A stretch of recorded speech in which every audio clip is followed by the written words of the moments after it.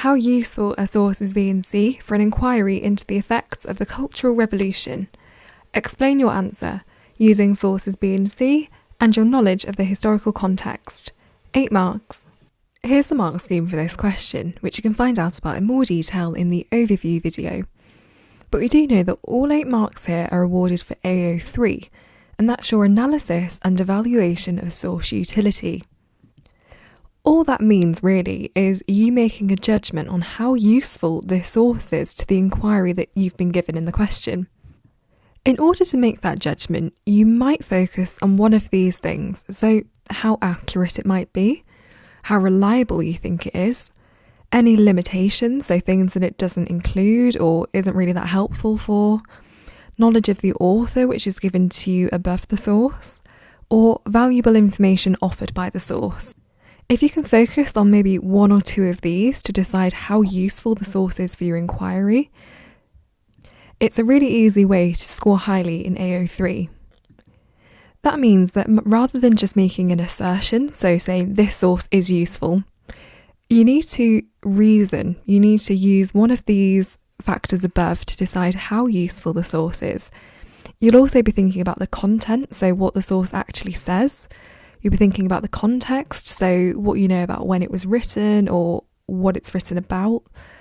And provenance, so who wrote it, when did they write it, why did they write it, and so on. So just try and keep those things in mind. You don't have to talk about everything, but just try and keep them in mind to make sure that your answer is really nicely focused on utility.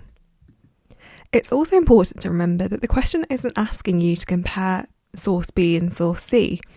In fact, you could actually talk about them separately. You've got to think about why B is useful and why C is useful, not if one is more useful than the other. Here are the bands for this question. Now you can see in order to score in the highest band, you need to show developed reasoning. So maybe you've used one of the factors that we listed above to make a judgment on how useful the source is and really clearly explain your thinking. You've also considered the provenance, so where the source came from, and how that might impact how useful the source is. You could also draw in some contextual knowledge, so stuff that you already know about the topic, to help you to interpret the source and make that judgment. Essentially, this question is all about stating how useful you think the source is, using the information given to you in the source and before it, and the information that you already have about the topic, to explain why you made that judgment. Showing that you can do this well is how you can score in the highest band. As long as the points you make here are relevant to the question and correct, the examiner will award you the marks. But let's take a look at some examples for source B first of all. Now we can see that the mark scheme is divided firstly into content, so how useful is what the source actually tells you. You might say that it shows the prominence of the Red Guards within society and the role they were intended to play in leading cultural transformation in China. Moving on to the utility of the source's provenance, so where does it come from, and its purpose, so what it intends to do. You might say that it was a propaganda poster produced by the party during the Cultural Revolution. And because the party was the one driving the Cultural Revolution, it's to be expected that they would depict it as heroic and progressive, because that was their ideal, that's what they wanted to get across to people, even if that wasn't actually the case in real life.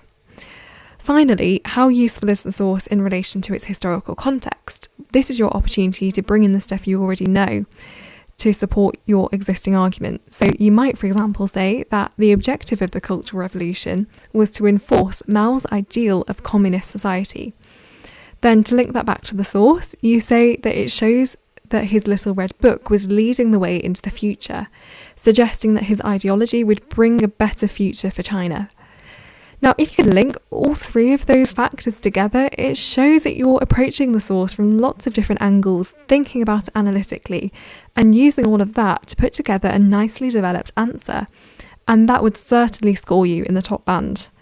Take a look at the rest of the points here to see if there's anything you might have added to your answer.